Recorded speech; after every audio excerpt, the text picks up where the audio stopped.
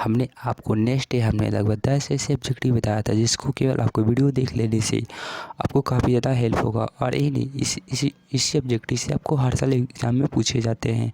और यही नहीं, अगर आप चाहते हैं तो बिल्कुल ही फ्री में पढ़ सकते हैं। और आपको 10 ऑब्जेक्टिव हमने नेक्स्ट डे बताया था, उसको भी आसानी से आप देख सकते हैं। आज आपको हम लगभग 5 ऐसे ऑब्जेक्टिव बताने वाले हैं जो बहुत ही महत्वपूर्ण होगा, आपको याद रखना है। और बिल्कुल ही ये क्वेश्चन बिहार बोर्ड पूछता है। इनमें से कौन सा जीव जो केवल भारत में पाया जाता है, आप सबको याद रखना है। इनमें से कौन सा जीव है जो बिल्कुल भारत में ही पाया जाता है, तो आपको याद रखना है। बिल्कुल ही घड़िया है, बिल्कुल ही इम्पोर्टेंट क्वेश्चन है, आपको याद रखना है। ए नंबर बिल्कुल ही राइट आंसर होगा। भारत की राष्ट्रीय पक्षी क्या है? आप सबको मालूम है कि भारत की राष्ट्रीय पक्षी कौन हो सकती है।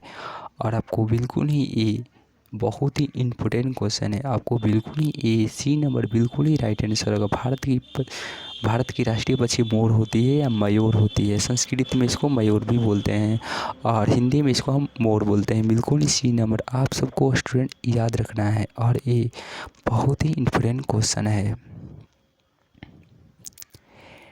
टेक्सोल का उपयोग होता है तो टेक्सोल का उपयोग होता है तो आप सबको मालूम ही होगा कि ये क्वेश्चन कहा क्या रहा है। कैंसर में उसका उपयोग होता है और कैंसर दारू गांजा पीने से ही होता है। चलो कोई नहीं, सॉरी, ऐसे इस स्टेप पे नहीं जाना चाहिए था हमको।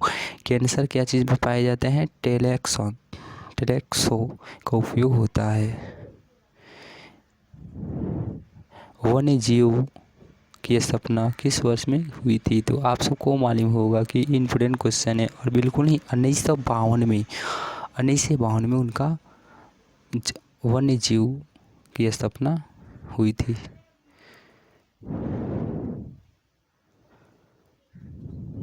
वन की संरचना या प्रबंधन की दृष्टि में वनों को वर्गीकृत किया गया है। तो बिल्कुल ही 5 भागों में वर्गीकृत किया गया है, बिल्कुल ही याद रखना है। हमने लगभग आपको इस पार्ट से 15 ऐसे ऑब्जेक्टिव बताया जिसको आपको पढ़ लेने से बिहार बोर्ड में काफ़ी ज़्यादा आपका ऐसे ही ऑब्जेक्टिव देखने को मिलेगा। Thank you.